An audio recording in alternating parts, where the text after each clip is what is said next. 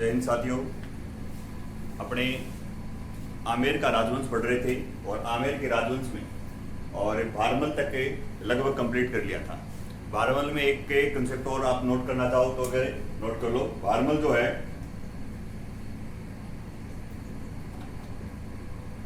भारमल ये जो अकबर का जो नागौर अकबर ने नागौर दरबार लगाया था 1570 में, वो इस भारमल की उपज थी। भारमल या बिहारीमल की दिमाग की उपज थी। ये आपको ध्यान में रखना है। ये एक कंसेप्ट है, इसका बच गया था तो ये आप नोट करना। नागौर दरबार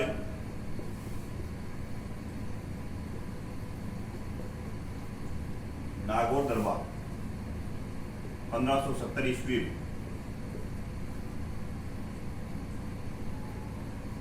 इसके दिमाग की उपज थी।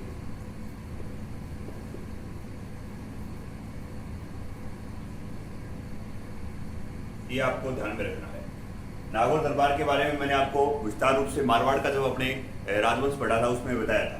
मारवाड़ के इतिहास में चंद्रसेन के समय मैंने नागौर दरबार को विस्तृत रूप से चर्चा की थी। आगे आप आज हेडिंग डालना। अगला शासक है भगवंत दास। तो भगवंत दास के बारे में अपने विशेष रूप से चर्चा करेंगे। और एक कंसेप्ट और भी ध्यान में अगर रखना चाहो तो आप रख लेना भारमल का कि चित्तौड़ और रणथंभौर अभियान के समय और अकबर के साथ कौन था? भारमल था। चित्तौड़ और रणथंभौर अभियान के समय भी भारमल अकबर के साथ था। अब आप नोट करना। अगला शासक है भगवंत दास। भगवंत दास जो है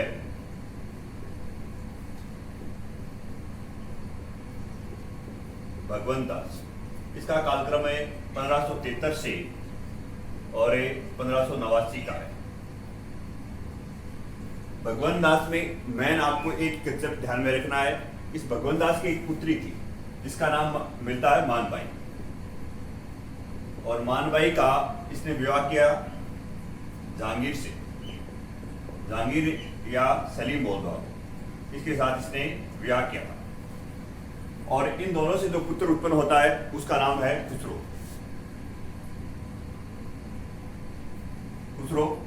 खुसरो ने अपने पिता जहांगीर के खिलाफ क्या कर दिया था? विद्रोह कर दिया था। तब इसकी सहायता, खुसरो की सहायता सिखों के पांचवें गुरु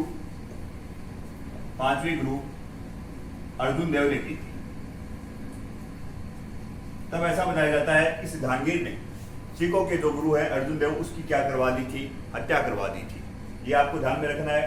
और जहांगीर ने इस खुसरो की भी हत्या करवा दी थी। अब आप ये सारा का सारा कंसेप्ट नोट करना। भगवंत दास में जो मेन कंसेप्ट है यही पूछा जाता है। अपनी पुत्री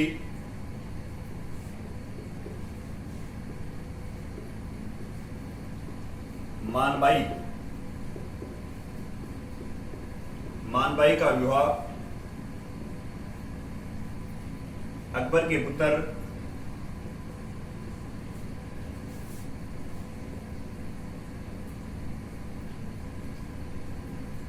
सलीम या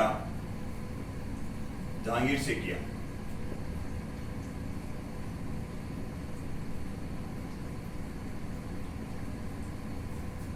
जिससे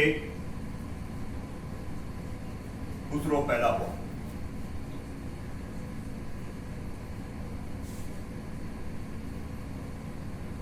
ये आपको ध्यान में रखना है। राजस्थान के इतिहास में इतना ही सफिशिएंट है। अपने जो भारत का इतिहास पढ़ेंगे, भारतीय का जो मध्यकालीन भारतीय इतिहास पढ़ेंगे उसके बारे में यहाँ आगे चर्चा करेंगे। जो सिखों के पांचवें गुरु अर्जुन देव की हत्या कर देता है, जहांगीर और खुसरो की भी हत्या करवा देता है। ये भारत के इतिहास की बातें हैं। आगे अब आप नोट करना। इससे मानबाई का जो मुस्लिम नाम था, ये पूछ लिया गया है पटवार में। मानबाई का मुस्लिम नाम कहने का मतलब, इसे जहांगीर जो प्रेम से नाम से बुलाता था, किस नाम से बुलाता था? सुल्तान निसा। सुल्तान निसा, ये पूछा गया एग्जाम। मानबाई का जो मुस्लिम नाम क्या था? सुल्तान निसा था। ये आपको ध्यान में रखना है। आगे आप नोट करना।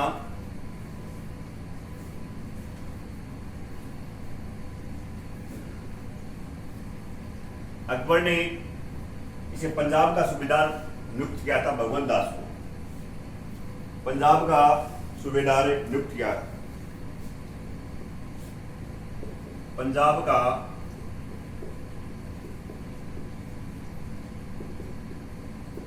सूबेदार नियुक्त किया। इसे पंजाब का सूबेदार नियुक्त किया, ये आपको ध्यान में रखना है। और किसने किया था? अकबर ने पंजाब का इसे सूबेदार बनवाया था। अकबर ने इसे एक उपाधि भी दी थी, राजा की उपाधि थी, तो ये आपको ज्यादा ध्यान में नहीं रखनी है। इसके अलावा रणथंबोर अभियान के समय इस भगवंत दास ने रणथंबोर अभियान के समय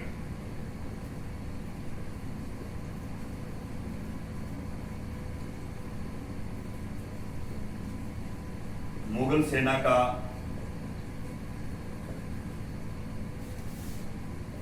नेतृत्व किया। ये रणथंबोर अभियान में भी गया था और इसे पंजाब का सूबेदार किसने बनाया था? भगवंत दास को अकबर ने बनाया था। ये आपको इतनी बातें भगवंत दास के बारे में ध्यान में रखनी है। इसके बाद अगला जो शासक होगा वो होगा मानसिंह होगा। एक कंसेप्ट और आप ध्यान में रखना चाहो तो ध्यान में रखो। ये वैसे मैंने मेवाड़ के इतिहास में आपको विस्तृत रूप से बताया था। जो महाराणा प्रताप को शिष्टमंडल भेजे गए थे अकबर को समझाने के लिए, अकबर के द्वारा जो 4 शिष्टमंडल भेजे गए थे महाराणा प्रताप को समझाने के लिए, तो उसमें तीसरा शिष्टमंडल लेके कौन जाता है? ये भगवंत दास से लेके जाता है। तो ये आप नोट करना चाहो तो नोट कर लो। महाराणा प्रताप को समझाने के लिए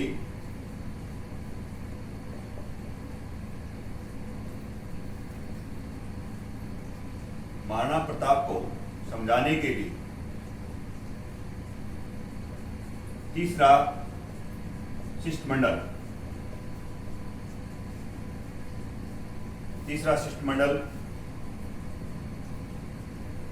भगवंत दास लेकर गया।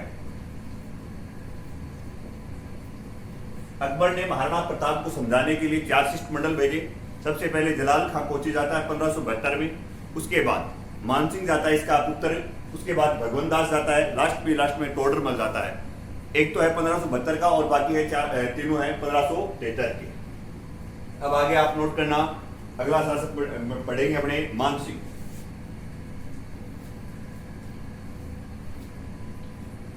मेन जो कंसेप्ट है इसका भगवंत दास का, ये बस ये ध्यान में रखना, इनकी जो पुत्री है, पुत्री का विवाह, मान भाई का विवाह किसके साथ किया था? जहांगीर से, और इसका मुस्लिम नाम पूछा गया है सुल्तान निशा।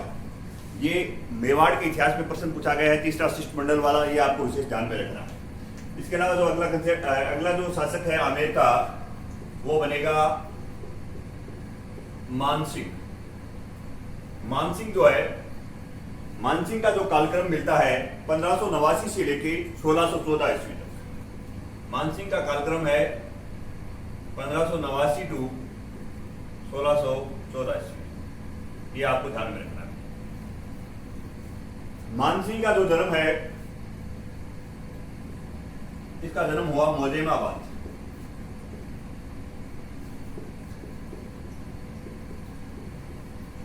मोजेमाबाद में हुआ, 1550 ईस्वी को इसका जन्म हुआ। इसका जो प्रथम राज्याभिषेक है, प्रथम राज्याभिषेक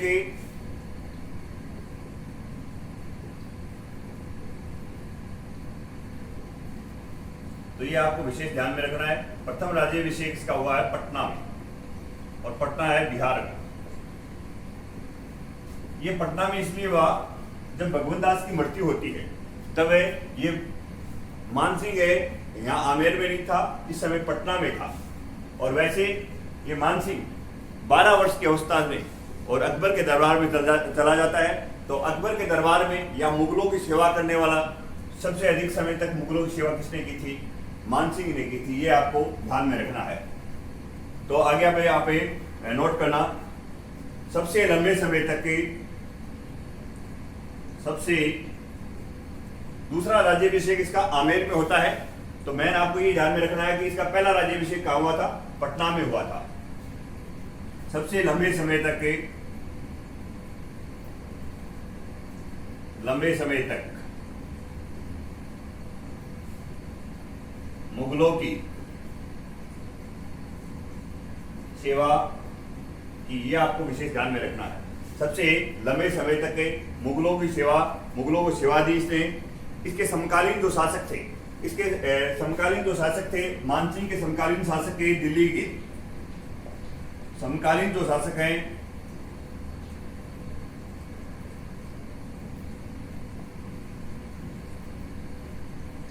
अकबर व जहांगीर, ये आपको ध्यान में रखना है। इसके द्वारा अकबर के द्वारा इसे 2 उपाधियां दी गई थी, वो आपको ध्यान में रखना है। अकबर के द्वारा प्रदत्त उपाधियां, अब अकबर के द्वारा प्रदत्त उपाधियां मैन जो एग्जाम में पूछी गई है वो विशेष आपको ध्यान में रखना है। फर्जंद होता है पुत्र को कहते हैं फर्जंद। तो अकबर इसे अपना क्या मानता था? पुत्र मानता था। तो ये आपको विशेष ध्यान में रखना है। अकबर के द्वारा प्रदत्त उपाधियां, एक तो फर्जंद, दूसरी है मिर्जा राजा की। दूसरी उपाधि इसकी मिर्जा राजा की इसने दी है। दोबारा देख लो, अपने मानसिंह के बारे में बात कर रहे हैं। मानसिंह का जो कालक्रम है वो 1589 से लेके 1614 ईस्वी तक का माना जाता है। इनका जो जन्म है मानसिंह का वो मोजेमाबाद में हुआ।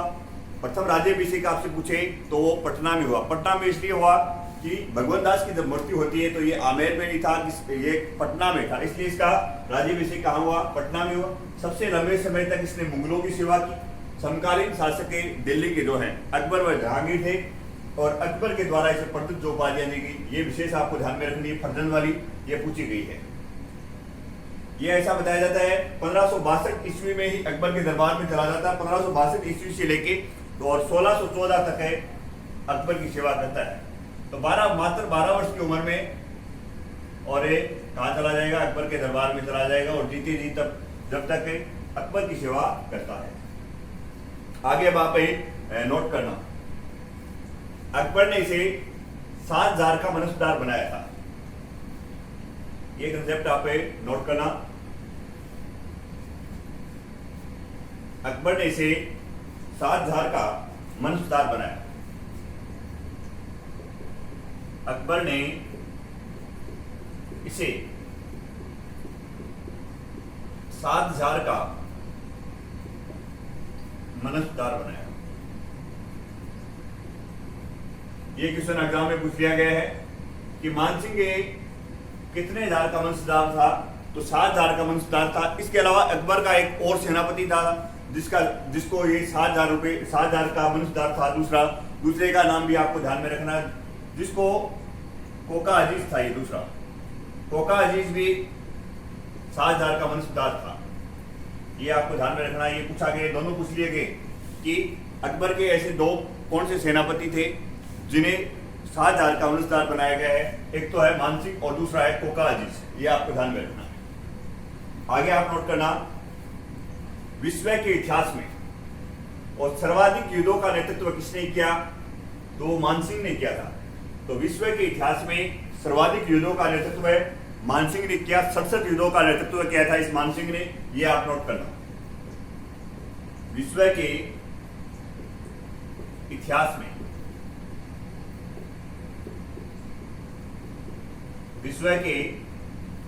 में सर्वाधिक युद्धों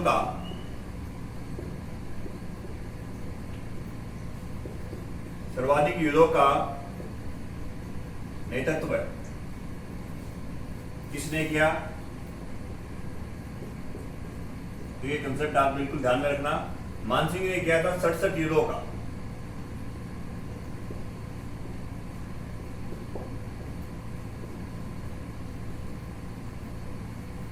इसका जो पहला जो अभियान था, सर्वप्रथम रणथंबोर अभियान में यह मुगलों के साथ गया था। यह प्रश्न भी आ चुका है कि सर्वप्रथम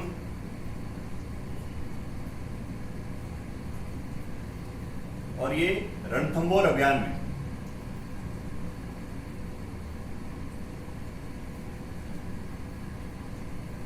सर्वप्रथम रणथंबोर अभियान में और एक मुगल सेना के साथ था।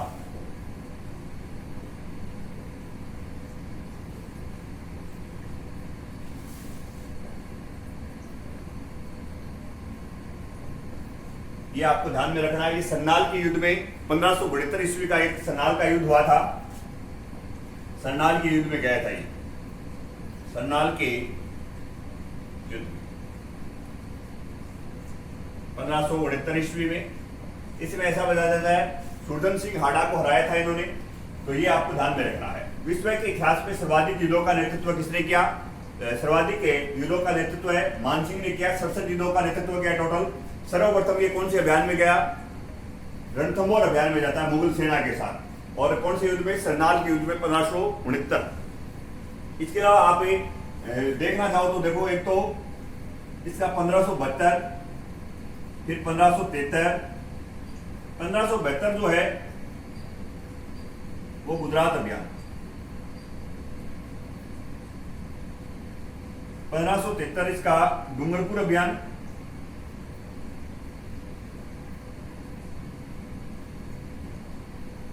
गुजरात में इसने शेर खां को पराजित किया था। शेर खां को पराजित किया। और इधर डूंगरपुर में इसने आस्करण को पराजित किया। आस्करण को पराजित किया। ये जो सारा का सारा कंसेप्ट है। 1573 के बाद में अपने चलते हैं 1576। 1576 में ये हल्दी घाटी युद्ध का नेतृत्व करेगा। दोबारा से देखना कि विश्व के इतिहास में सर्वाधिक युद्धों का नेतृत्व किसने किया? मानसिंह ने किया, टोटल 67 युद्धों का। इसके अलावा सर्वप्रथम ये कौन से अभियान में गया? तो सर्वप्रथम रणथंभौर के अभियान में गया था ये मानसिंह, और सन्नाल के युद्ध में सूरजन सिंह हाड़ा को हराया था यहाँ। इसके अलावा 1572 गुजरात अभियान में शेर खां को पराजित किया। 1573 में डूंगरपुर अभियान के दौरान आस्करण को ये पराजित करता है। आगे आप नोट करना भाई,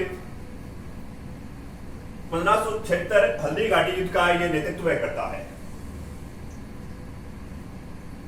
और हल्दी घाटी युद्ध की मैंने आपको विस्तार रूप से जो जानकारी दी थी मेवाड़ के, जब अपने इतिहास पढ़ा था उसमें मैंने बिल्कुल क्लियरली आपको सारी बातें बताई थी वहां।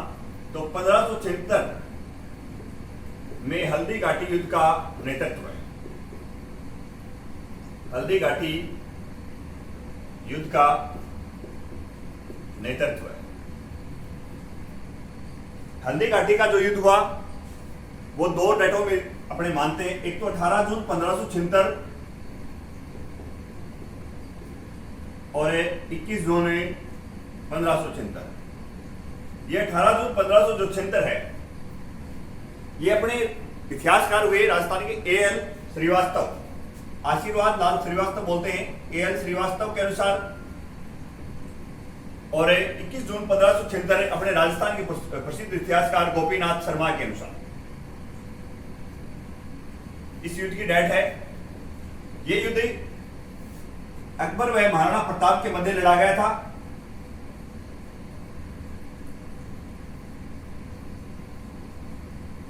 और इस युद्ध को निर्णायक युद्ध कहते हैं। इस युद्ध में कोई निर्णय नहीं निकला था। तो इस युद्ध का नेतृत्व कौन कर रहा था? मानसिंह कर रहा था। इस हल्दी घाटी युद्ध को तलाई युद्ध कहा जाता है। इसके अलावा इसे लोहे सिंह गांव का युद्ध कहा जाता है, मोलेला गांव का युद्ध कहा जाता है, खमनोर का युद्ध कहा जाता है, गोगुंदा का युद्ध कहा जाता है इसे। और हल्दी घाटी का युद्ध इसलिए क्यों कहा जाता है? देखो, ये जो खमनोर और गोगुंदा पहाड़ियों के बीच का जो क्षेत्र है उसे दोनों पहाड़ियों के बीच के क्षेत्र को घाटी कहते हैं। और इससे वहां जो उस क्षेत्र की जो मिट्टी थी वो पीले रंग की थी, इसलिए इसे हल्दी घाटी का नाम दिया गया। और ये आपको ध्यान में रखना है, इसे खमनोर का युद्ध भी कहा जाता है और गोगुंदा का युद्ध भी कहा जाता है। खमनोर का युद्ध इसे अबुल फजल ने कहा था और गोगुंदा का जो युद्ध है इसे बदायूनी ने कहा था। जो एकमात्र इतिहासकार था इस समय बदायूनी, जो इनके साथ था। ये आपको ध्यान में रखना है। तो सारी की सारी जानकारी मैंने हल्दी घाटी युद्ध की मेवाड़ के इतिहास में दे दी थी। एक बार दोबारा ये देख लो आप। अब आगे आप नोट करना इसमें। तो हल्दी घाटी युद्ध का नेतृत्व कर दिया 1576 में। उसके बाद देखना, तो ये सारा का सारा जो क्षेत्र है, कहने का मतलब मानसिंह पूरे भारत में घुमा था। तो ये सारा का सारा क्षेत्र है अब तक जो अपने पढ़ा, ये सारा का सारा क्षेत्र किसमें आता है? उत्तर पश्चिमी सीमा में आता है। तो कहने का मतलब टोटल जो उत्तर पश्चिमी सीमा जो इसने उत्तर पश्चिमी सीमा की विजय प्राप्त कर ली थी 1580 और 81 में। ये आपको ध्यान में रखना है। तो उत्तरी पश्चिमी सीमा की मानसिंह ने विजय प्राप्त कब की? 1580 से 1580 और 81 के मध्य। तो ये आप सारा का सारा नोट करना। उसके बाद ये जाएगा भाई उत्तर पश्चिमी सीमा के बाद काबुल, काबुल के बाद बिहार, बिहार के बाद बंगाल। तो ये आप नोट करना। उत्तरी पश्चिमी सीमा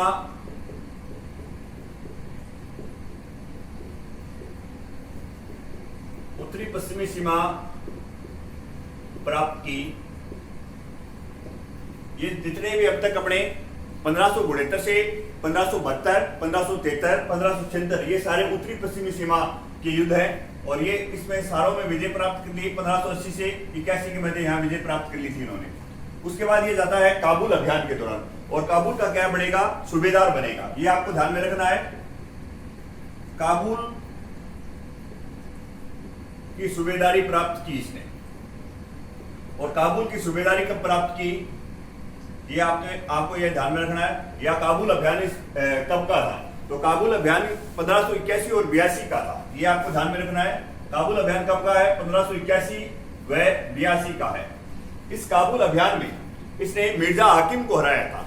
काबुल अभियान के दौरान किसको हराया था? मिर्जा हाकिम को हराया था, मिर्जा हाकिम को। ये आपको ध्यान में रखना है। काबुल में विजय प्राप्त करने के बाद में आगे बढ़ता है बिहार की ओर। बिहार की सूबेदारी प्राप्त की। बिहार का सूबेदार बन गया और बिहार का सूबेदार बनता है ये 1584 से लेके 1587 से और 1594 तक इतने साल वहां रहता है बिहार में। इसके अलावा लास्ट में है भाई बंगाल।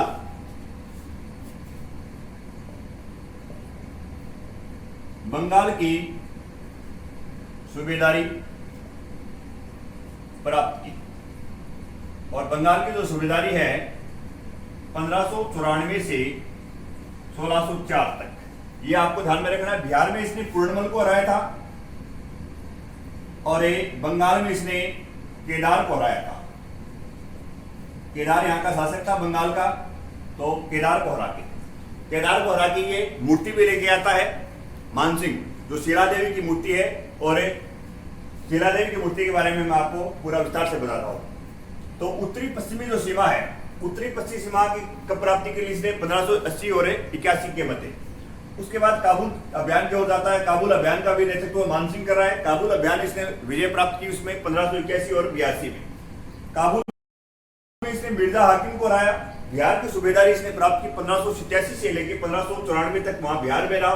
बिहार में भी बिहार विजय होती है इसकी और बिहार में पूर्णमल को हराता है। बंगाल की सूबेदारी प्राप्त करता है 1594 से और 1604 तक ये चलता है। और केदार को हराकर यहाँ से केदार की पुत्री के साथ विवाह करके और एक मूर्ति है माता की शीला देवी, और शीला देवी की यह मूर्ति लेके आता है आमेर में। और ये आमेर के जलेब चौक में शीला देवी की मूर्ति है और इसे कछावा वंश की आराध्य देवी माना जाता है, शीला देवी। तो अब आप आगे नोट करना। मानसिंह की स्थापत्य कला के बारे में हम अपनी चर्चा करेंगे। मानसिंह ने देखो क्या क्या बनाया है, तो नोट करना। हेडिंग लगाना स्थापत्य कला। स्थापत्य कला में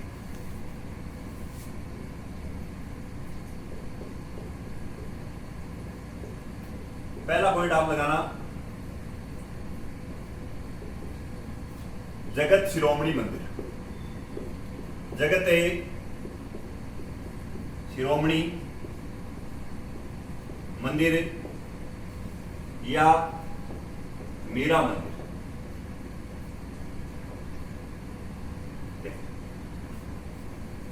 मानसिंह की पत्नी जो थी कंकनावती, मानसिंह की पत्नी जो कंकनावती जो थी वो अपने पुत्र जगत सिंह की याद में ये जगत शिरोमणि मंदिर बनवाती है। और जगत शिरोमणि मंदिर कहाँ है? आमेर जयपुर में है। तो ये आप नोट करना। मानसिंह की पत्नी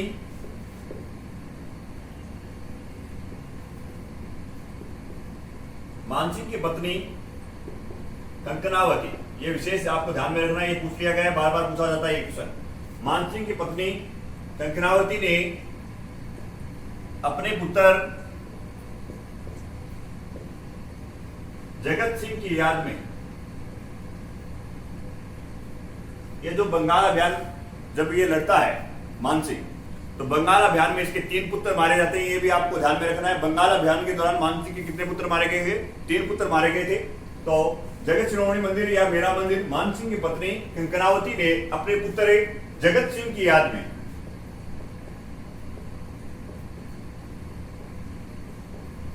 आमेर में बनवाया। मीरा मंदिर क्यों कहा जाता है इसे? मीरा मंदिर इसलिए कहा जाता है कि बचपन में मीरा जिस मूर्ति की पूजा करती थी वो मूर्ति इस जगत शिरोमणि मंदिर में है, इसलिए इसे मीरा मंदिर कहा जाता है। पहले ये मूर्ति मेड़ता में थी। मेड़ता बचपन से ही भगवान श्री कृष्ण की भक्त थी और ये मूर्ति यहाँ जो मूर्ति है मीरा मंदिर में वो काले रंग के पत्थर की मूर्ति है भगवान श्री कृष्ण की। मेड़ता से वो उसको चित्तौड़ लेके आती है क्योंकि चित्तौड़ की रानी थी मीराबाई और चित्तौड़ से ये मानसिंह ये मूर्ति लेके आता है और यहाँ इस मूर्ति को स्थापित करता है, तो इसलिए इसे मीरा मंदिर कहा जाता है। आगे आप नोट करना दूसरा कंसेप्ट इसका, शीला देवी के मंदिर का निर्माण करवाया। शीला देवी के मंदिर का निर्माण करवाया और कहां करवाया? आमेर में करवाया। आमेर के जलेब चौक में ये मंदिर है, ये आप देख लेना। आमेर के जलेब चौक में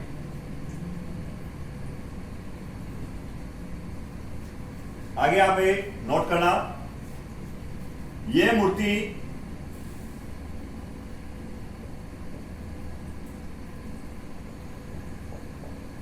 बंगाल राजा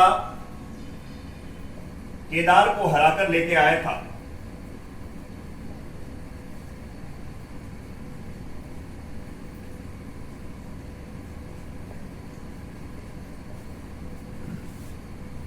आगे हमें आप नोट करना, शीला देवी का मंदिर बना दिया इसने आमेर में और आमेर के जलेब चौक में, और ये मूर्ति कहां से लेके आया था? बंगाल के राजा केदार को हराकर लेके आया था। शीला देवी को, अगला कंसेप्ट नोट करना, शीला देवी को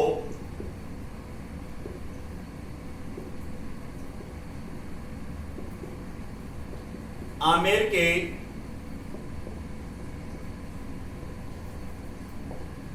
कछावा राजवंश की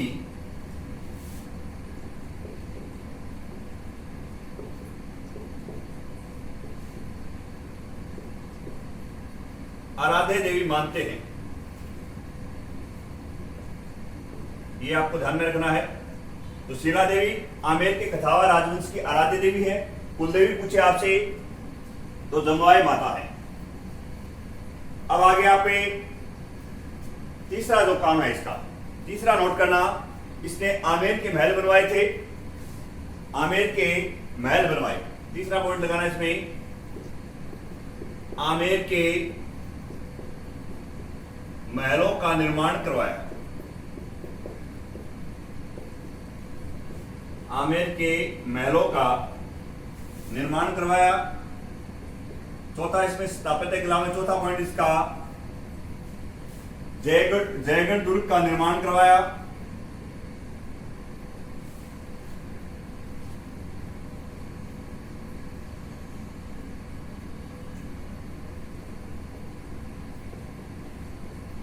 आगे आप नोट करना, शीश महल बनवाया।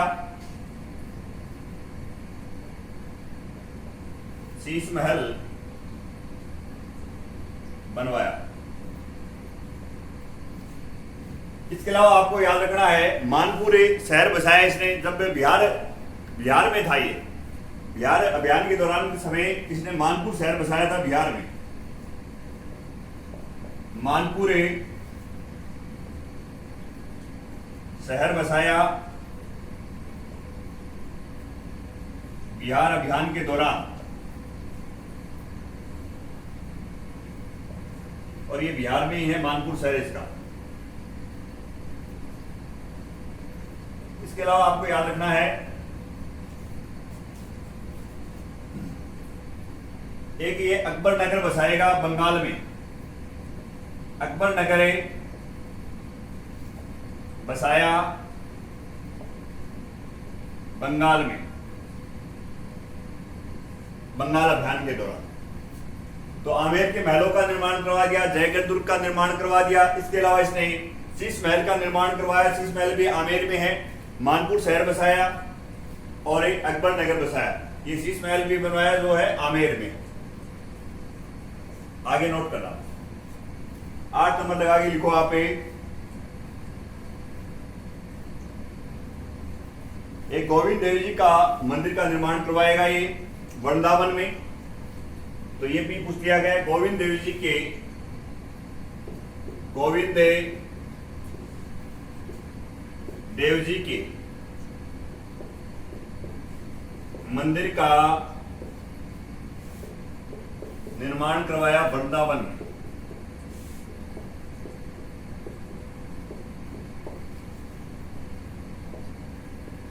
वृंदावन में एक शंकर भवानी का मंदिर बनवाया था पटना बिहार में। ये आपको नोट करना है। शंकर भवानी शंकर का मंदिर जो है, भवानी शंकर के मंदिर का निर्माण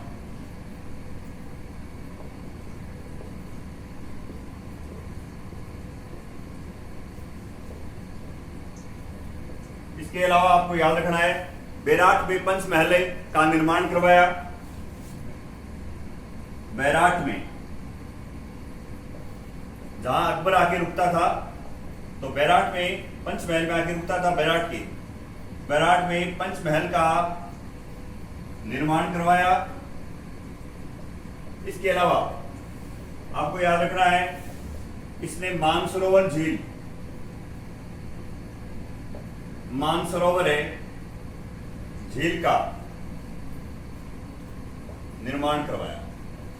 ये इसकी स्थापत्य कला का योगदान है मानसिंह का। तो मैंने एक बार दोबारा देख लो। सबसे पहले आपको एक तो ये याद रखना, विशेष ध्यान में रखना, जगत शिरोमणि मंदिर। तो मानसिंह की जो पत्नी जो थी कंकरावती, उसने अपने पुत्र जगत सिंह की याद में बनाया। दूसरा, इसने शीला देवी का मंदिर बनवाया था आमेर में। ये कंसेप्ट मैन है, शीला देवी का मंदिर वाला। तीसरा आप ये देख लेना, जयगढ़ दुर्ग है, शीश महल है और आमेर के महलों का निर्माण करवाया। ये कंसेप्ट बार बार पूछे जाते हैं। इसके अलावा अकबर नगर बसाया था इसने बंगाल में, मानपुर शहर बसाया था। और गोविंद देवी जी का मंदिर है, भवानी शंकर मंदिर है। बैराट में जो पंच महल है इसका निर्माण करवाया। और इसके साथ साथ ये आपको ध्यान में रखना, मानसरोवर झील का इसने निर्माण करवाया। ये मानसिंह का स्थापत्य कला में योगदान था। अब आगे आप नोट करना, स्थापत्य कला के बाद इसका साहित्य में क्या योगदान है मानसिंह का। हेडिंग डालना साहित्य। साहित्य में आप देखना, साहित्य में आप हेडिंग डाला साहित्य। साहित्य में इसके जो दरबारी कवि हैं, दरबारी कवि में सबसे पहले आप दरबारी कवि में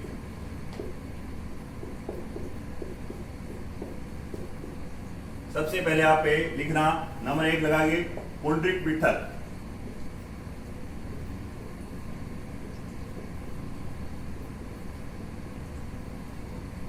पुंडरीक विठल, ये सीधा का सीधा पूछ लेगा कि पुंडरीक विठल किसका दरबारी कवि है, या पुंडरीक विठल के द्वारा जो कौन कौन सी पुस्तकें लिखी गई है। तो मैंने आपको 2 पुस्तकें ये याद रखनी है, एक तो राग चंद्रोदय और दूसरी है राजमंजरी। ये पूछी गई है भी, दोनों के दोनों। और ये पुंडरीक विठल भी पूछा गया है कि पुंडरीक विठल किसका दरबारी कवि था। तो इसका सारा का सारा जो कंसेप्ट अब तक लिखा है वो इंपॉर्टेंट है। इसके अलावा इसने दुनी प्रकाश लिखी थी और नृत्य निर्णय भी लिखा था। तो ये यहाँ पे दुनी प्रकाश और नृत्य निर्णय, ये इसी की किताबें हैं सारी। 4 किताब आपको विशेष ध्यान में, मैन जो है 2 ये याद रखनी है आपको, राग चंद्रोदय और रागमंजरी, ये दोनों पूछ ली गई है। इसके अलावा एक दुनी प्रकाश है, एक नृत्य निर्णय है। आगे अब मुरारी दान, दूसरा इसका दरबारी कवि है मुरारी दान। मुरारी दान ने जो पुस्तक लिखी उसका नाम है मान प्रकाश, माने प्रकाश, ये इसकी रचना थी। आगे अगला जो है तीसरा तीसरा है इसका जगन्नाथ। जगन्नाथ जो है, जगन्नाथ की जो पुस्तक लिखी गई है, जगन्नाथ के द्वारा, जगन्नाथ ने जो पुस्तक लिखी मानसिंह कीर्ति मुक्तावली, ये भी पूछ लिया गया है, मुरारी दान, और ये भी आ चुका है। मानसिंह कीर्ति मुक्तावली लिखी थी इसने, मानसिंह कीर्ति मुक्तावली। इसके अलावा इसका एक दरबारी और कवि है जिसको भी पूछा गया है, हाया बारट। ये इसका प्रमुख दरबारी कवि था, हाया बारट, प्रमुख दरबारी कवि।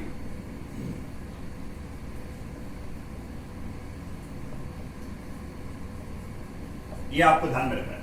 तो साहित्य में जो इसका योगदान है, साहित्य में आपको मुख्यतः इसके 4 दरबारी कवि याद रखने हैं। सबसे पहले आपको पुंडरीक विठल की 2 किताबें आप गांठ मान लो, राग चंद्रोदय और राग मंदिर, ये दोनों के दोनों पूछी गई हैं। और इसका भी पूछ लिया गया पुंडरीक विठल किसका दरबारी कवि था। इसके अलावा मुरारीदान की जो पुस्तक है वो मान प्रकाश है, और जगन्नाथ का पूछ लिया गया, मुरारीदान का पूछ लिया गया। मानसिंह कीर्ति मुक्तावली इसकी जगन्नाथ की पुस्तक है। हाया बारट जो है उसका प्रमुख दरबारी कवि था इसे मानसिंह का। अब आगे आप नोट लगा के लिखना, विविध में अपने इसके जो कुछ इंपोर्टेंट क्वेश्चन है उसकी चर्चा हो करते हैं। विविध लगाओ आप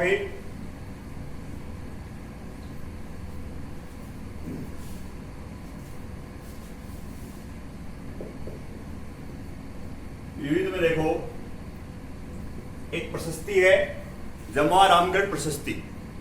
तो जमुआ रामगढ़ प्रशस्ति के अनुसार, जमुआ रामगढ़ प्रशस्ति के अनुसार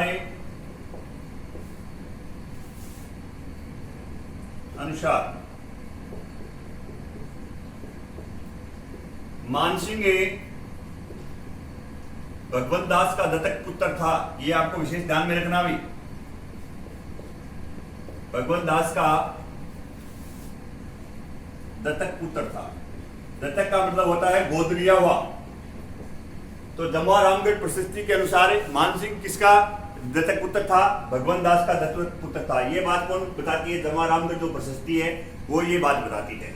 इसके अलावा आप नोट करना, दादू दयाल जो है, दादू दयाल मानसिंह के समकालीन थे, तो ये आपको ध्यान में रखना है। तो जो दादू वाणी भी है वो मानसिंह के समय लिखी गई है। तो दादू दयाल किसके समकालीन थे? दादू दयाल मानसिंह के समकालीन थे। ये आपको ध्यान में रखना है। दादू दयाल किसके समकालीन है? मानसिंह के समकालीन है। आगे अब आप नोट करना, दादू दयाल मानसिंह के समकालीन है। तीसरा आप ये नोट करना, दादू दयाल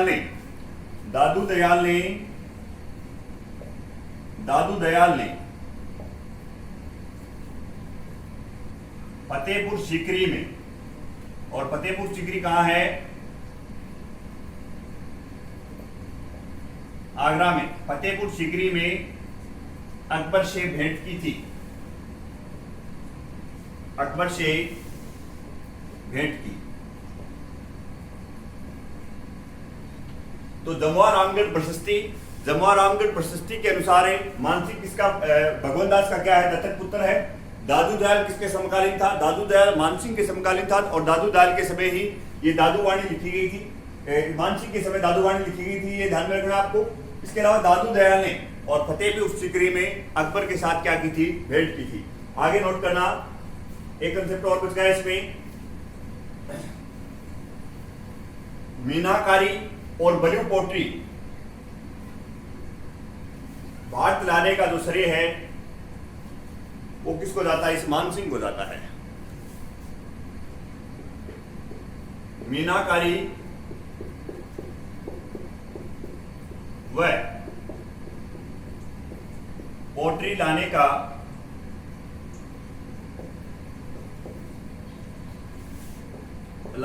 श्रेय, मीनाकारी व पोट्री लाने का श्रेय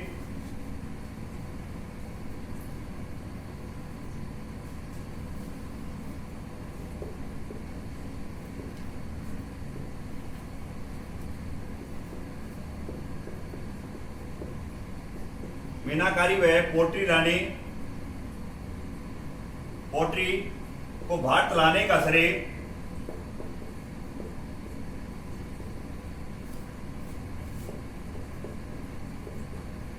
मानसिंह को जाता है, ये आपको ध्यान में रखना है।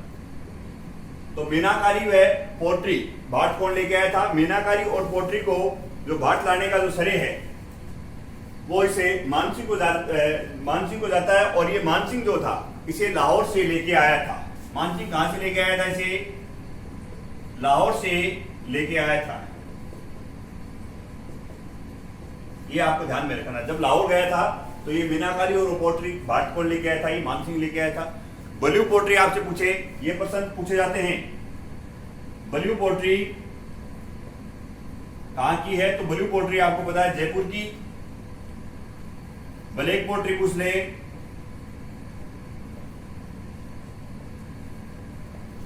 तो ब्लैक पोट्री जो है कोटा। और कागजी पोट्री पूछे आपसे तो वो है अलवर की। कागजी पोट्री अलवर की। इसी के साथ ही अपना जो मानसिंह है वो मानसिंह कंप्लीट हो गया। तो ये दोबारा से देख लो, जो ब्लू पोट्री है वो कहाँ की है? जयपुर की है। और ब्लैक पोट्री है वो कोटा की है। और कागजी पोट्री अलवर की है। और बाकी के अभी अपने अगली क्लास में चर्चा करेंगे। धन्यवाद साथियों।